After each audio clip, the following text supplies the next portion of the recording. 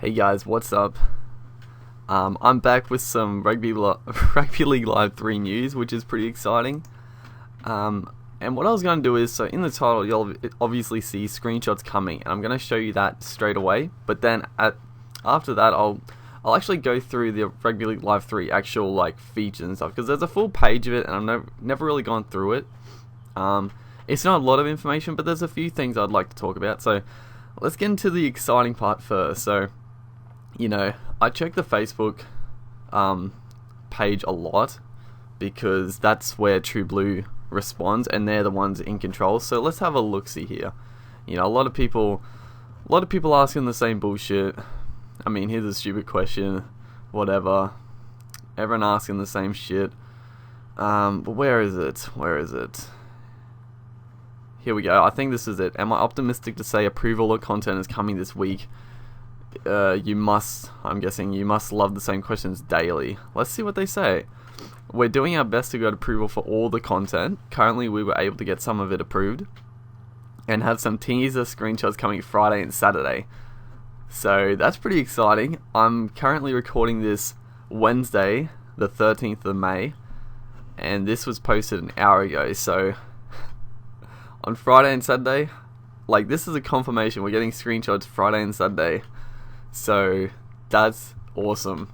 I'm super excited about that. They're doing their best, and from this post you can pretty much gather that they're pretty much awaiting approval for most things. You can't confirm that the game's finished. You can't say it's not finished. We have no idea. But from this post, they're not really saying, we're doing our best to get the game finished and that sort of thing. It's getting approval. Obviously the question was about approval, but nowhere in here has he got finishing the game. It's all about approval, and it obviously is a lengthy process because it's taken them this long to get a little bit of approval. But hopefully when the ball starts rolling, it starts really going. So I'm gonna switch over to the actual info page, and it's not really new info, so if you've already seen it then that's cool, but this is a nice little thing to wake up to, some actual screenshots coming out soon.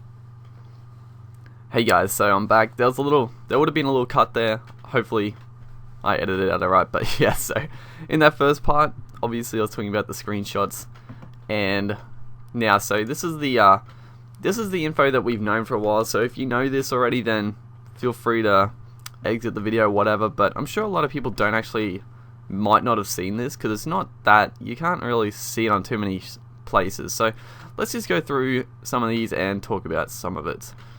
So some of the features: improved career mode. That's a big plus. I don't know how they're going to improve. Well, there's a lot of things they can do to improve career mode. I want them to improve it. So, it's good that they're saying they're going to improve it. It needs to be improved a fair bit, in my opinion. And be a pro mode. That's the thing that I'm most excited for about this game. Honestly, career mode, even if it's really good, I'm probably just going to play be a pro mode a lot. So obviously take it forward or back through the ranks of an under 20 team into a full professional squad, which is cool. And there's a few things that I want out of this be a pro mode. Whether they do it or not, I'm not too sure, but we can't really speculate on it until we get more info. But super excited about both those points. Both those points are really good for Rugby League in general. If they get a couple of core game modes that are just outstanding, then they can introduce ultimate. People are suggesting why can't you bring ultimate team to Rugby League and stuff like that. Well, I would personally like them to have a couple of modes like career mode and be a pro that are exceptional, and then in the future games then add things like ultimate team and other modes that are a bit more fun and diverse and stuff like that. But yeah, then we got something that's also pretty good: vastly improved instant replay system, including super slow-mo and user-defined camera placement. Get right into the action. So replays, I could give or take. I'm not really I don't really care that much, but at the same time, in Rugby League Live 2, there were plenty of times where I scored good tries and I wanted to replay them, but the replay happened like when you're about to score, or the replay didn't happen at the right time. So it sounds like this, it's going to pretty much be, you go to the replay and you can move the camera. You can like move the camera around and get the right angle and maybe like go back to a certain spot in the play, which would be cool. I mean, it'd be really awesome to make like montages with stuff like that. You could, go right up into the action, or have like a different view on the game and have just the best moments and stuff like that, because you really couldn't do that. You couldn't go to like replays and record off replays in live too. So it's good for like people that do montages, and I might use the feature a bit, but sounds pretty good. Super slow-mo. Sounds interesting, but yeah, another nice feature. Enhanced online play, including filtering by locality and online tournaments. Filtering by locality is a big one in my opinion.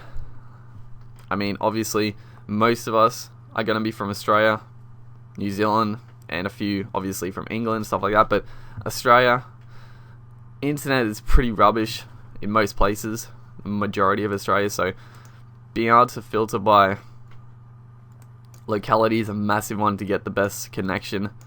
Honestly, I don't know how Rugby Live 2 was online. I didn't play it that much online, but my experience with online play in general is pretty subpar, so whether I play much of this online remains to be seen, but if they get the connections sorted out pretty well, then good chance that I probably will play a few online matches.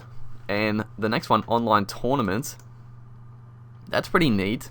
Honestly, I like the idea of that. I don't know how they're going to implement it as such, but it's a good way to get like a community built up for an online system, Then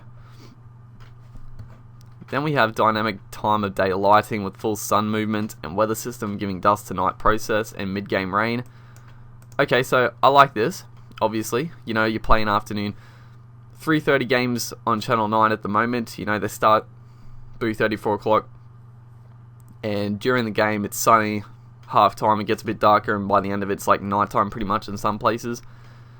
So that would be a nice little physical, nice feature for like the appearance and making the game look more realistic, stuff like that.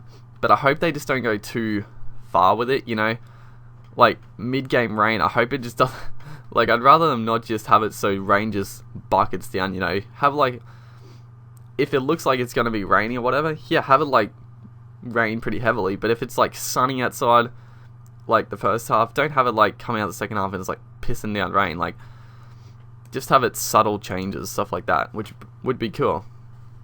So obviously 2014, 2015 rule changes, updates to current 2015 rosters and team uniforms. That's obviously a must and just expected. Over 100 teams from Rugby League competitions around the world. We've already seen that in the fan hub, which is obviously a big plus. It's awesome to have so much licensing in the game. New experience system.